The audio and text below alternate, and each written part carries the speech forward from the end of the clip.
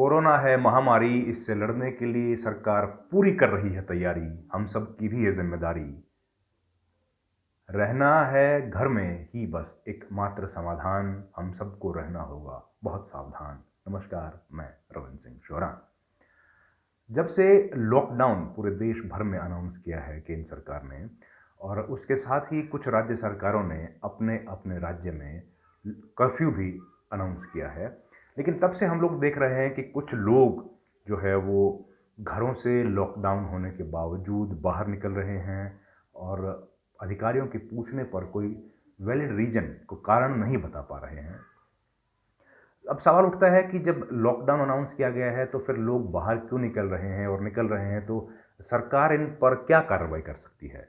इससे संबंधित अभी कुछ दिन पहले ही केंद्रीय गृह सचिव अजय भल्ला ने एक पत्र भी तमाम राज्य के चीफ सेक्रेटरीज और पुलिस महानिदेशकों को लिखा है कि कड़ाई के साथ पालन किया जाना चाहिए जो लॉकडाउन अनाउंस किया गया है उसका, और अगर कोई लॉकडाउन का पालन नहीं करता है तो उसके खिलाफ कड़ी कार्रवाई की जानी चाहिए।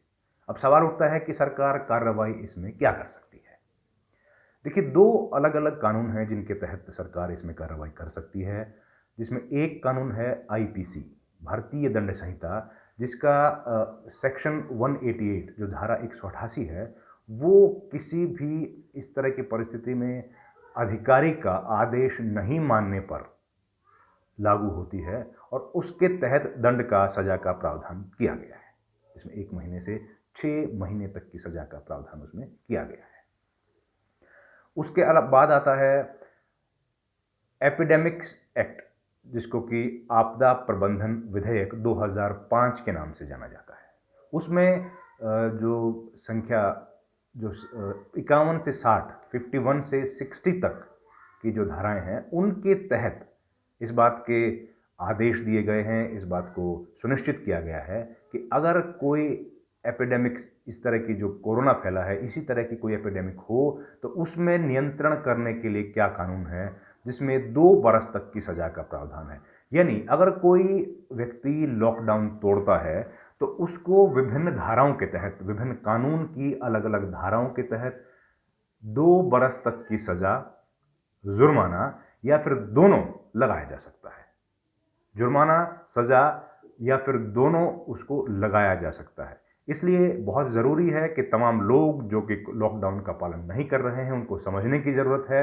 इसको हल्के में ना लें, इसको बेहद कड़ाई के साथ इसका पालन करें, नहीं तो 2 बरस तक की सज़ा आपको हो सकती है जो भी इस लॉकडाउन का पालन नहीं करेगा और जो बिना किसी वाजिब कारण के बाहर निकलेगा।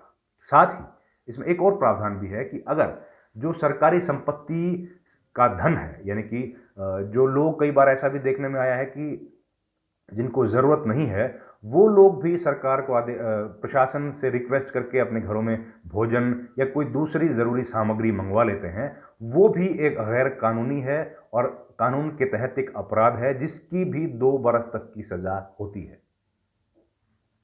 तो इन सब बातों का ध्यान रखने की फिलहाल बहुत ज़रूरत है। कानून में इनके बारे में कड़े नियम हैं और इस तरह की लॉकडाउन का उल्लंघन, सरकारी धन का दुरुपयोग करने वाले के खिलाफ सरकार कड़ी कार्रवाई करेगी। इस तरीके का एक पत्र गृह सचिव ने हाल ही में तमाम चीफ सेक्रेटरीज और पुलिस के महानिदेशकों, अलग अलग राज्यों को लिखा है।